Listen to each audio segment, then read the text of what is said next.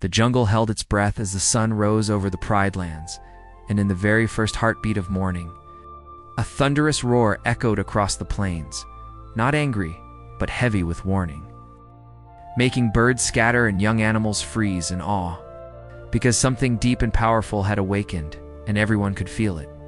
Kion stood on a high rock, his mane catching the light, his chest rising as he looked out over the land he had sworn to protect. Yet today his eyes were filled with confusion instead of pride, because the rugido inside him pulsed like a drum that refused to quiet. Far away, on Pride Rock itself, Simba watched the same sunrise, his face calm, but his heart uneasy, sensing the same restless energy flowing through the kingdom. The wind carried whispers, old stories, and unfinished lessons. And between father and son, between king and guardian, destiny began to twist. Kion leapt down and joined his friends, Fuli pacing with quick steps, Besht calm and steady, Bunga smiling as always, and Ono circling above, but even their familiar presence could not fully ease the tension. Kion spoke softly, saying the balance felt wrong, like two rivers pushing against each other. And Ono confirmed that animals at the borders were nervous and confused, unsure whom to follow when commands overlapped. As the guard moved through the grasslands, they saw herds stopping, looking from Pride Rock toward Kion, unsure where safety truly lived. Simba, meanwhile, gathered the elders and listened as they spoke of ancient times when power clashed, not from evil, but from pride. And Simba's brow furrowed because he recognized that feeling. When Simba finally met Kion in the open plains, the air felt thick, the sky quiet, and even the insects seemed to listen.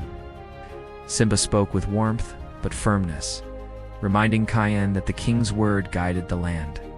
While Kion answered with respect yet certainty, explaining that the Lion Guard existed to act swiftly where danger rose. Neither raised their voice, yet every word landed like a stone, and the ground between them seemed to crack with unseen pressure. Fuli shifted uneasily, Besht lowered his head, Bunga stopped joking, and Ono hovered silently. Sensing history forming before his eyes, Simba stepped forward, saying that order protected the kingdom. Kion replied that action saved it, and suddenly both realized they were speaking truths that refused to bend. The sky darkened slightly as clouds drifted in, mirroring the confusion below. News arrived that a fire had broken out near the Outlands. Both Simba and Kion turned at once, giving different commands in the same moment, sending animals running in opposite directions. Fear spread faster than flames, and Kion felt his chest tighten, believing the delay could cause harm. Without waiting, he released a controlled roar, sending a wave of wind to clear the fire's path, saving many, but the force startled others. And when Simba arrived, he saw frightened faces and heard worried murmurs. Simba confronted Kion, his voice filled with concern, saying that power without unity could divide the land. And Kion, hurt and defensive, said unity without action could fail those in danger. Their words collided, and for the first time, father and son stood on opposite sides, not as enemies, but as leaders who could not see the same path. The jungle reflected their conflict. Rivers running rough, winds changing direction, animals whispering in uncertainty. That night, Simba stood alone under the stars, remembering Mufasa's lessons about listening before roaring, while Kion sat with his guard, feeling misunderstood yet determined. Besh gently reminded Kion that strength included patience, and Fuli admitted she had never seen the land so confused. As dawn broke again, a greater danger emerged, not from Scar or shadows, but from the growing divide itself, as rival groups of animals began following different commands, causing chaos without meaning to. When a herd became trapped between two floods, Simba and Kion arrived from opposite sides, each planning a rescue. But their timing clashed, worsening the panic. In that moment, Kion saw fear in Simba's eyes, not of failure, but of losing his son to pride. And Simba saw the same fear reflected back. Time slowed, and Kion remembered the stories of legacy, not as a crown or a roar, but as a promise to protect together. He lowered his head and asked Simba to lead the plan, offering the rugido only when needed. Simba paused, then nodded, trusting his son's power at the right moment. Together, they moved as one, Simba guiding the animals calmly, while Kion used a gentle roar to open a safe path, and the herd escaped unharmed. Silence followed, then relief, then quiet joy.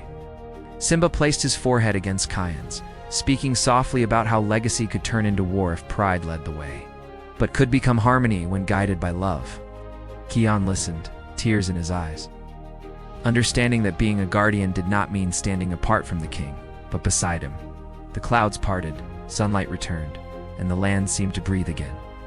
Animals gathered, sensing balance restored, and Simba addressed them, explaining that leadership was strongest when voices worked together. Kion added that courage meant knowing when to act and when to listen. The guards smiled, pride glowing in their eyes, and the Pride Lands felt whole once more. Yes. Night fell, stars shimmered brighter than before, and Simba and Kion watched them together, knowing that legacy was not a battle to win, but a bond to protect, and that true power was born when trust guided every roar. Morning arrived gently, as if the Pride Lands were careful not to disturb the fragile peace that had just been restored. And Kion walked beside Simba through tall grass still wet with dew. Ada-da-da-da-da. Both silent but no longer distant, their steps slowly falling into the same rhythm. The animals watched them pass, some bowing their heads, others smiling with relief, because the land itself could feel when its leaders were united. Kion broke the silence first, admitting that the Rugido had felt heavier when his heart was divided. And Simba listened closely, saying that even kings must learn to share the weight of responsibility.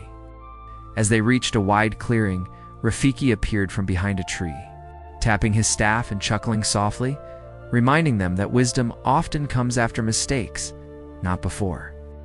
The day seemed calm, but beyond the borders, trouble was already stirring, not from dark magic or old enemies, but from rumors spreading among distant lands that the Pride Lands were weak after nearly turning against themselves. Ono returned from the sky with urgent news that strange lions from the rocky north were moving closer, testing boundaries and watching reactions. Simba's posture straightened, but instead of giving orders alone, he looked to Kion asking what he sensed. Kion closed his eyes, feeling the pulse of the land, and said that fear would only invite challenge, but unity would send a stronger message than any roar. Together, they decided to meet the outsiders peacefully, but prepared, showing strength through calm confidence. As the Lion Guard took their positions and Simba walked forward beside Kion, the northern lions hesitated, surprised not by force, but by the clear bond between king and guardian. Words were exchanged carefully, respect balanced with firmness. And when one lion tried to provoke a fight, Kion stepped forward, not roaring, but standing tall, his calm courage stopping the challenge before it began. The outsiders withdrew, realizing that this kingdom did not break from pressure, but held together. As the sun dipped low, Simba and Kion returned home.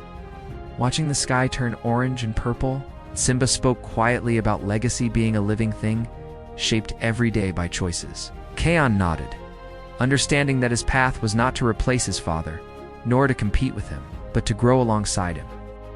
The following day carried a new energy, not tense but alert, as if the Pride Lands had learned to stand taller after surviving a hard lesson.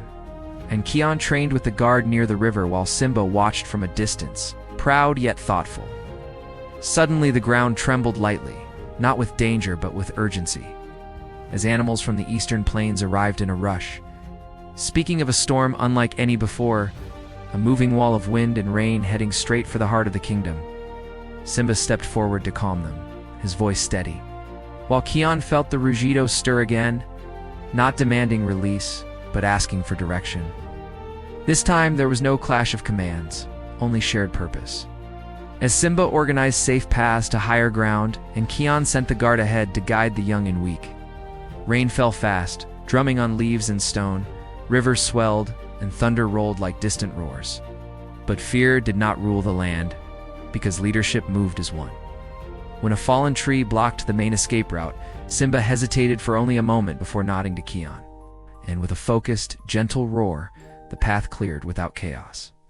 Animals cheered not loudly but with grateful eyes, and even in the storm there was warmth. The clouds finally broke and sunlight streamed through the rain.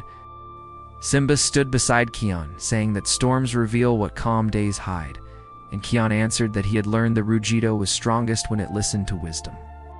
The Pride Lands shimmered fresh and clean, and animals returned safely to their homes, carrying stories not of fear, but of teamwork.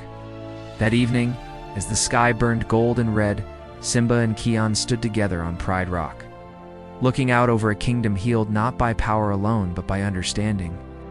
And in the quiet that followed, the wind carried a promise that as long as trust guided them, no legacy would ever need to turn into war again. That night, as the stars reflected in the eyes of every animal resting peacefully, the Pride Lands slept knowing that even when legacy almost turned into war, love, trust, and humility had turned it back into harmony, and the bond between Simba and Kion shone brighter than any crown or roar.